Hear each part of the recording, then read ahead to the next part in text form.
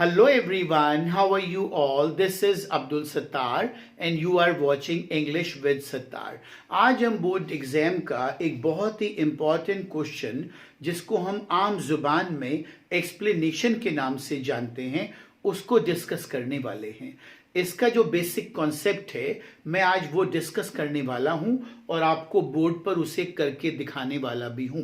तो इस वीडियो में आखिर तक बने रहिएगा। पसंद आए तो चैनल को सब्सक्राइब करें, लाइक करें वीडियो को और शेयर करना ना भूलें।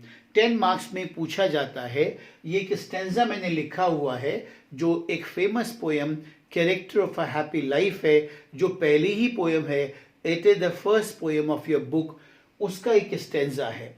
इसी का हम एक्सप्लेनेशन करने वाले हैं, लेकिन उसको करने से पहले थोड़ा सा हम आइडिया ले लें कि जिस स्टेंजा का हम एक्सप्लेनेशन करने वाले हैं वो हमें आना तो चाहिए, वो आना चाहिए हमें, और हमें पोएट का नाम भी पता होना चाहिए। क्या आप में से कोई जानता है कि character of a happy life जो है वो किसने लिखी है? वो लिखी है सर हेनरी वॉटन ने, राइट। तो देखिए वो कहता है कि who God doth late and early pray. God मैंने ईश्वर, डथ ये ओल्ड हम तो ओल्ड इंग्लिश में इसे ऐसे लिखा करते थे, जो सुबह शाम अपनी प्रार्थनाओं में ईश्वर को याद रखता है। वो भूलता नहीं है कि मैं इस जमीन पर जिसकी वजह से आया हूं, जिसकी वजह से यहां पर जिंदा हूं, जिसकी वजह से मेरा वजूद है, एग्जिस्टेंस है, वो उसको सुबह शाम अपनी प्रार्थनाओं में याद करना नहीं भूलता। मोर ऑफ हिज ग्रेस, और वो दुआओं में उससे उसकी दया, उसकी कृपा दृष्टि मांगता है। देन गिफ्ट लेन, वो उससे जो इस मटीरियलिस्टिक, इस भौतिकवादी संसार की जो चीजें हैं, मकान है, दुकान है, कार है, एसी है, बैंक बैलेंस हैं, बड़ी बड़ी कोठियां हैं, वो सब नहीं मांगता, बल्कि वो तो कहता है कि मुझ पर आपकी कृपा दृष्टि बनी रहे, मेरे लिए वही सफिशिएंट है, वही काफी है, वही इनफ है। And entertain the harmless day, और जो उसके पास फालतू दिन होता है, कोई फ्री दिन होता है उसके पास या फ्री टाइम होता है, उसको वो with a well chosen book और फ्रेंड वो बिताता है, या तो किसी अच्छे मित्र की सोहबत में या संगत में, या किसी अच्छी किताब की सोहबत में, किताब को पढ़कर वो दिन बिताता है। किताब भी तो हमारी अच्छी दोस्ती होती है ना, डू यू नो दिस और नॉट? जी हाँ, हमारी सबसे सच्ची दोस्त होती हैं। तो ये स्टेंजा है, इसका हमें एक्सप्लेनेशन करना है। इसको चाहें तो आप इसकी पिक खींच लें, अदरवाइज किताबें तो आपके पास मौजूद हैं ही। देखिए मैं एक्सप्लेनेशन करते हुए हमें जिन बातों का ध्यान रखना है वो एक तो ये है कि ये 10 मार्क्स से पूछा जाता है, और इसमें जो सबसे जो इंपॉर्टेंट इसका पहलू होता है वो होता है रेफरेंस। क्या होता है? रेफरेंस। रेफरेंस को लिखने से पहले आप लिखें हु गॉड, यहीं से शुरू होता है ना आपका ये स्टेंजा, और खत्म कहां पे होता है?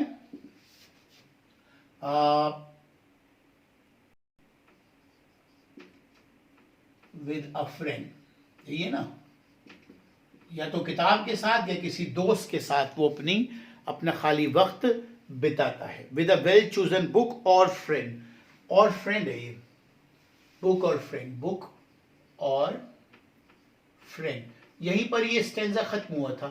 एग्जाम में दरअसल इसको लिखना इसलिए जरूरी होता है क्योंकि इन एग्जाम ये चॉइस के साथ आता है, ए और बी। मान लो ये वहां पर बी है तो आपको ये मेंशन करना पड़ेगा, ये एक इंपॉर्टेंट चीज है कि आप मेंशन कर दें कि मैं ये वाला कर रहा हूं, ये वाला स्टेंजा, ये वाला मैंने चूज किया है करने के लिए। उसके बाद आप लिखिए रेफरेंस। देखिए 10 मार्क्स से पूछा जाता है और 10 मार्क्स में से 4 मार्क्स रेफरेंस के होते हैं। रेफरेंस में आप क्या लिखते हैं? The above lines have been taken from character of a happy life composed by sir Henry Wotton. देखिए यहाँ पे समझने वाली बात क्या है, समझने वाली बात यह है कि रेफरेंस जो है वो 4 मार्क्स का है, और रेफरेंस इतना इंपॉर्टेंट होता है कि इसे पढ़ने के बाद ही एग्जामिनर ये तय कर लेता है कि बच्चे को क्या मालूम है। The above lines have been taken. आमतौर से जो पोइट्री के लाइंस होती हैं उसको हम कहते हैं स्टेंजा। क्या कहते हैं? स्टेंजा। और जो प्रोस की लाइंस होती हैं उनको हम कहते हैं पैराग्राफ। Paragraph, right. लेकिन आमतौर से बच्चे ये करते हैं the above paragraph has been taken या the above stanza has been taken, ये कर देते हैं। तो यहाँ हैज बीन हैव बीन में गड़बड़ कर देते हैं। और जब कोई 4 लाइनें जब किसी पोइट्री की होती हैं तो उनको हम क्या कहते हैं? स्टेंजा। तो स्टेंजा आर ऑलवेज कंपोज्ड। यहां पर रिटन नहीं आएगा, यहां पर आएगा कंपोज। और अगर ये लाइनें मान लीजिए प्रोस की हैं तो यहां आएगा written by. The above lines, आमतौर से बच्चे क्या लिखते हैं? The above paragraph has been taken from character of a happy life. और यहां कभी कंपोज की जगह पैराग्राफ और कभी पैराग्राफ की जगह कंपोज लिख देते हैं। तो ये इस गलती से बचने के लिए हमने क्या किया है, हमने इन सबको लाइंस मान लिया है। ना तो हमने इन्हें पैराग्राफ माना है और ना हमने इन्हें स्टेंजा माना है। हमने क्या माना है? द अबव लाइंस, क्योंकि लाइंस ही होती है, चाहे वो प्रोस की लाइन हो और चाहे पोइट्री की हो। The above lines have been taken from character of a happy life. बस यहां ख्याल रखना है, अगर ये पोइट्री का है लाइंस तो लिखना है कंपोज्ड, और अगर प्रोस का है तो लिखना है क्या? Written by. और जो नाम है, ये जो नाम है ना सर हेनरी वॉटन, ये इन्वर्टेड कॉमा में लिखना है आपने। और ये जो नाम है ना पोयम का कैरेक्टर ऑफ हैप्पी लाइफ, ये भी इन्वर्टेड कॉमा में और ब्लैक पेन से लिखें आप वहां, जिससे कि अलग से देखकर ही एग्जामिनर ये तय कर ले कि आपको मालूम ही है। रेफरेंस इतना इंपॉर्टेंट होता है, रेफरेंस ये बताता है कि आपने जो ऊपर दिया गए लाइंस हैं उनको पहचान लिया है, उनको पहचान लिया है कि उसका पोएट कौन है और वो कौन सी पोएम में से ली गई है। तो आगे का जो कॉन्टेक्स्ट और एक्सप्लेनेशन है वो इन पर डिपेंड करता है कि आपको पता कितना है। जो एग्जामिनर होता है वो यहां देखता है कि रेफरेंस में आपने क्या लिखा है, एंड रेफरेंस ऑलवेज इंपॉर्टेंट। अगर रेफरेंस आपका ठीक है तो बाकी सारी चीजें फिर आपको आसानी से मार्क्स मिलते चले जाएंगे।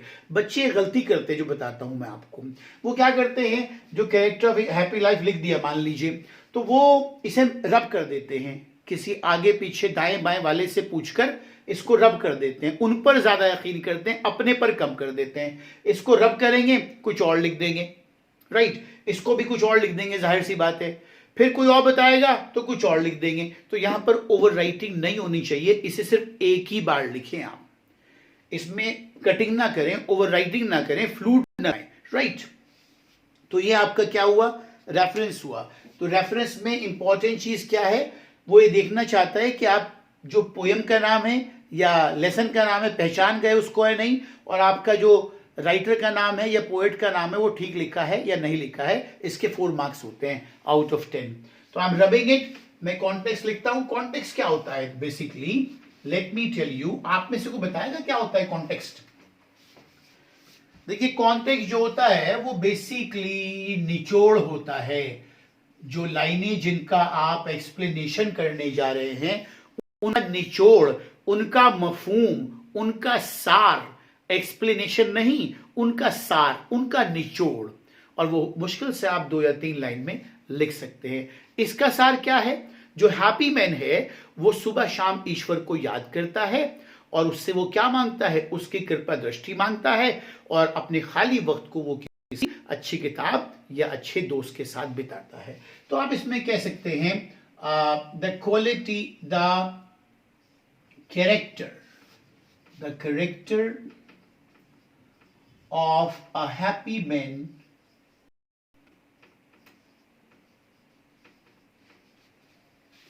is being highlighted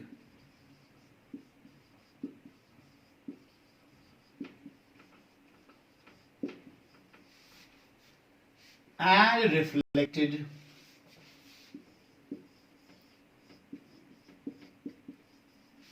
quite vividly. जो कैरेक्टर है हैप्पी मैन का उसका जा रहा है हाईलाइटेड, बहुत ही जोर देकर, जैसे एंड रिफ्लेक्टेड, रिफ्लेक्टेड कहते हैं दर्शाना, क्वाइट विविडली, इस तरह दर्शाया जा रहा है मानो, विविडली कहते हैं बड़े सजीव तरीके से, मानो कोई जिक्र कर रहा हो आपके सामने किसी चीज का और वो पिक्चर की तरह आपकी आंखों के सामने चलती चली आ रही हो। यही निचोड़ है इसका बेसिकली। जो कैरेक्टर है हैप्पी मैन का उसी पर जोर देकर उसी को बताया जा रहा है कि एक जो हैप्पी मैन होता है, जो खुश रहता है जिंदगी में, वो व्यक्ति किस तरह का होता है, उसमें क्या क्वालिटीज होती हैं। राइट, अब हम करते हैं इसका एक्सप्लेनेशन। देखिए पहली जो गलती करते हैं बच्चे एक्सप्लेनेशन में, उसकी स्पेलिंग देखिए एक्सप्लेन की तो ये होती है एक्सप्लेन की, और बच्चे इसी को लिख देते हैं एक्सप्लेनेशन, जबकि गलत होती है, इसमें आई नहीं आता। एक्सप्लेनेशन की स्पेलिंग में आई नहीं आता, एक्सप्लेन में तो आता है, एक्सप्लेनेशन में नहीं आता। Explanation, I is missing in explanation, तो इसमें आप ये लिखेंगे according to the poet, poet के हिसाब से या पोएट के अनुसार। क्या? A happy man never forgets, forget कहते हैं भूल जाना, never forgets to remember God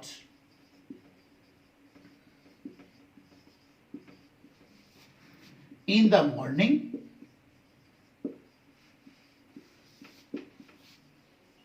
and at night.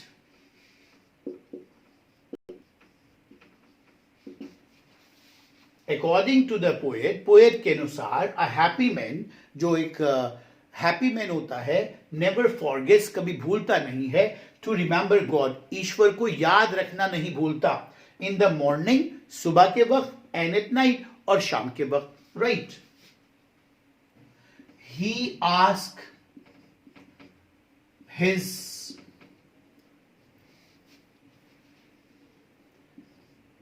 kindness and mercy. वो क्या मांगता है ईश्वर से? उसकी रहमदिली और उसकी दया दृष्टि मांगता है। rather than demanding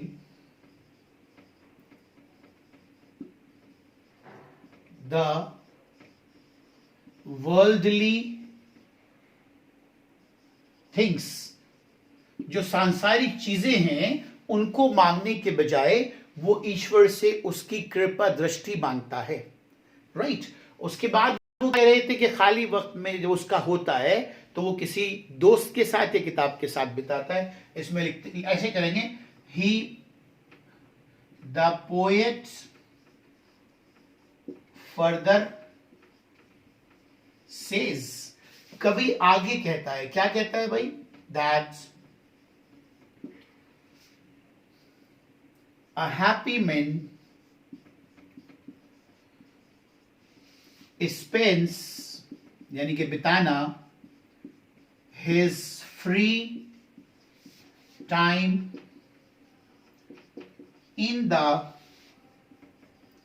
company of a good book or a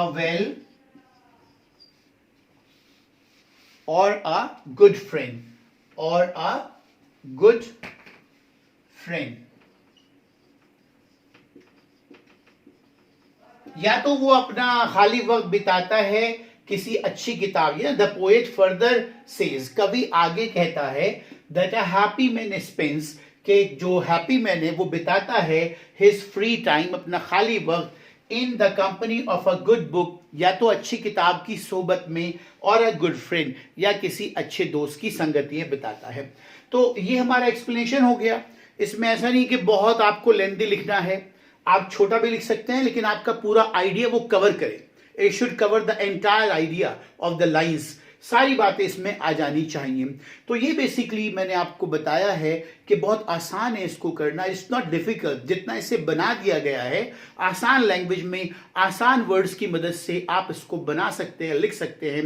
ये रटकर नहीं लिखा जाता, राइट। सो फिर हम किसी और वीडियो के साथ आपके साथ मिलेंगे, मुलाकात करेंगे। Okay, that's all for the day, bye bye.